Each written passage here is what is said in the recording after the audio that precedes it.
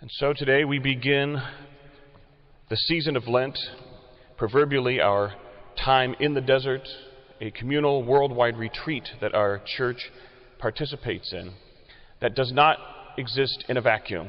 We celebrate these days with an eye toward the 50 days of Easter, our high holy days being those celebrations of the Triduum, of Holy Thursday, Good Friday, and the Easter Vigil, but a celebration that is so important to us that it takes us 50 days to celebrate it, and it takes us 40 days to prepare for it.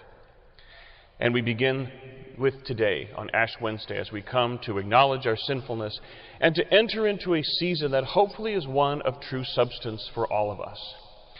It's been compared in many ways to kind of like a spiritual spring training, an annual time of intense penance and discipline, practices that we engage in together as a church as well as individually.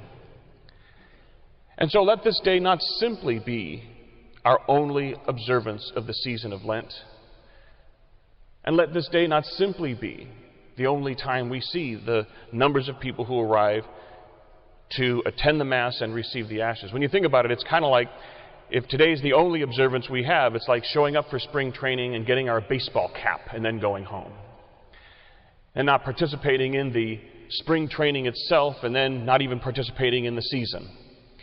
We come on this day as the beginning of a season, and we do things together, collectively, as a church to remind ourselves we're not in this alone. We're not moving forward through this season of Lent by ourselves. We're not doing it in isolation or in a vacuum, but together as a church walking this journey. And the things we engage in together are the days of fasting and the days of abstinence. The days of fasting being today, Ash Wednesday, and Good Friday. And of course, we're always familiar with the meatless Fridays. You ever ask people to describe Lent? Unfortunately, they tend to accentuate, I won't even say accentuate the negative, because there's really nothing negative about Lent. But they tend to speak of it in negative terms. They think of the sacrifice. They think of the fasting. But in many ways, these aren't just negative experiences for us, but times of real growth to pull us together. And for example, the days of abstinence of the meatless Fridays. I always like to remind people, especially when they say to us, well, I don't abstain from meat on Fridays. Unfortunately, they feel they have to admit that. But they say, I don't eat meat. I don't abstain from meat on Fridays because I don't get anything out of it. And there I like to remind them that that's not simply about you, about the individual, but it's something we do together as church. I always like to compare it to, well, you may as well say, I don't eat turkey at Thanksgiving because I don't get anything out of it. I don't shoot or watch fireworks on the 4th of July because I don't get anything out of it. Well, it's not about just us as individuals, but our identity as a nation and as a family. And when you think about it, Meatless Fridays really isn't much of a sacrifice. Fish sticks is a sacrifice. And I know I was raised on that in the Meatless Fridays, but more so, and perhaps more importantly, the days of fasting and the days of abstinence are days of observance. We don't do it because we have to. We are obliged. But we do it more in the spirit of because this is what we do because we belong to the Catholic Christian community. And this is how together we observe these days during the season of Lent. And it binds us more closely to one another as church because this is not something we're doing by ourselves, but as a community of faith. And keep that in mind as we go through these days in which we abstain from meat on Fridays. And in some places throughout the country, the U.S. bishops have asked that we return to meatless Fridays every week. And even here in San Francisco, Archbishop Cordileone has asked that we return to that on our own without an obligation being imposed on us, because it is important that we identify this as a practice we do together. But especially during the season of Lent, where hopefully by the end of Lent, we find ourselves bound more closely to the church, having participated in these communal practices of fasting and abstinence during this season. But we also do things as individuals.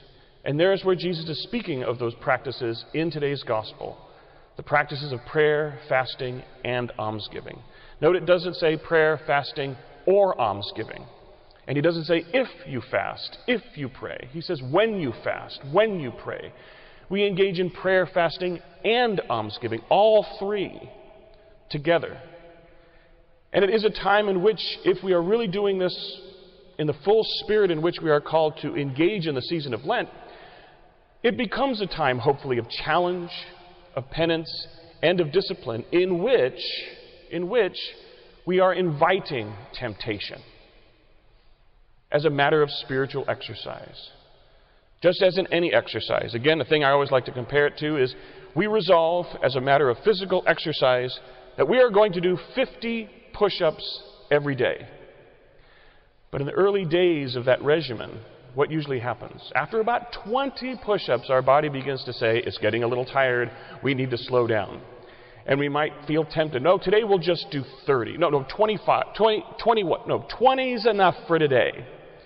But as any coach would tell you, keep pushing yourself. Keep going forward. The more we do it, the faithful we are to it, then the stronger we become and the easier it gets over time. It's the same way in the practices we have of fasting, of giving something up for Lent. Hopefully it's not something light. Hopefully it's something with a little meat on it, no pun intended. Hopefully it's something that's important to us that we can still live without. And we are going to experience temptation, the temptation to take it back early, to find reasons why we really don't want to do it, or find reasons why, well, this time we'll do it, but we'll continue it on later, because it invites temptation as part of this exercise. And at times of temptation, instead of giving into it, we sabotage it as an opportunity where we turn to God in prayer to give us that strength to endure, that strength to stick with it. And we grow in prayer. We grow closer to God as individuals, even as we grow closer to one another as church. And it's like any physical exercise, like any coach would tell you, keep up it. Don't go at this season lightly. Let this be a season of joy in remembering we're all in this together, but let it be a season of true penance, of true effort, in which we overcome temptation by our individual sacrifices. And it could take many shapes and sizes. I mean, I've seen some rather clever ones over the course of the years. I remember one teenager, he shared with me, he said, Father, I learned that Mother Teresa's community of sisters, they don't have hot water. They don't use hot water. I think I'm going to do that during Lent. And he gave up hot water in his shower for 40 days. I actually made that as a suggestion in a previous Ash Wednesday. It was actually my first assignment. And on Easter Sunday, after Mass, a gentleman came up to me and said, Father, I want you to know that we were late for Mass on Easter Sunday and it's your fault. I said, really? Do tell. My daughter heard your homily on Ash Wednesday and gave up hot water in her shower, and we couldn't get her out of the shower this morning. I'm thinking, what a feeling of resurrection that must have been, as well as how much water they must have saved over the course of the 40 days. I mean, I can't imagine a cold shower being all that long. Another example, just a couple years ago, a teenager I knew in Southern California, he shared with me that during Lent, he had decided he was going to sleep on the floor. Set up the blankets and the pillow, and instead of sleeping in his bed, he was going to sleep on the floor for the 40 days. He says, not everyone in the world has that luxury, and that was his observance. And these are just two obviously very substantial. They're obviously young enough and healthy enough to be able to do that. But to really get into the spirit of what it is we need, I always like to tell the kids, first graders give up candy, eighth graders give up technology.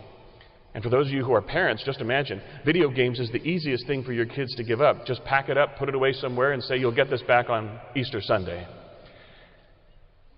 They'll go through with their withdrawals, but I always like to compare it to Ulysses tying himself to the mast while listening to the harpies. No matter what you hear, don't untie me. Even the kids, they say, you pack it up, you give it to your parents. And even if you're begging them, going through your technological withdrawals, they know not to give it to you. That's something you've given up for Lent. And so parents, be involved in how your children observe this. Teach them the practices of fasting on the days of fasting. See the older folks who are present in our midst. I know people who are in their 90s who still engage in fasting and abstinence because they don't need an obligation to impose something on them. They do it because they see the spiritual benefits of it. And as for us as priests, we're here to walk with you. We're here to encourage you as you encourage one another. Like any kind of exercise we would engage in for our physical well-being, we engage in these exercises during the season of Lent. So hopefully by the end of Lent, we are different people, even in small ways, than we were at the beginning. We're closer to God than we were at the beginning. We are closer to each other as church than we were at the beginning. And this is Lent after Lent, year after year, this period of growth. And I always like to say, in terms of the role that we as priests have as examples and participants with you, our role as shepherds is to encourage you. So keep us in your prayers as we lead you through this season of Lent. And if it helps to give a good perspective in this time of spiritual exercise, the one day of the year I might actually agree with the Protestants and some of their sentiments on how you address your priest during this season of Lent, don't call me Father. Call me Coach. And drop down and give me 40 days. So let this be a day of true prayer, fasting, giving of alms to those in need. Let it be a time of true growth, a time of true preparation for the 50 days of Easter that we will celebrate at the end of it. Keep me and the other priests and our bishop in your prayers. Know that you are in ours, and know that we are all in this together. Let us stick with it. Let us truly grow, and let it be a time of spiritual spring training and a fruitful Lent for all of us.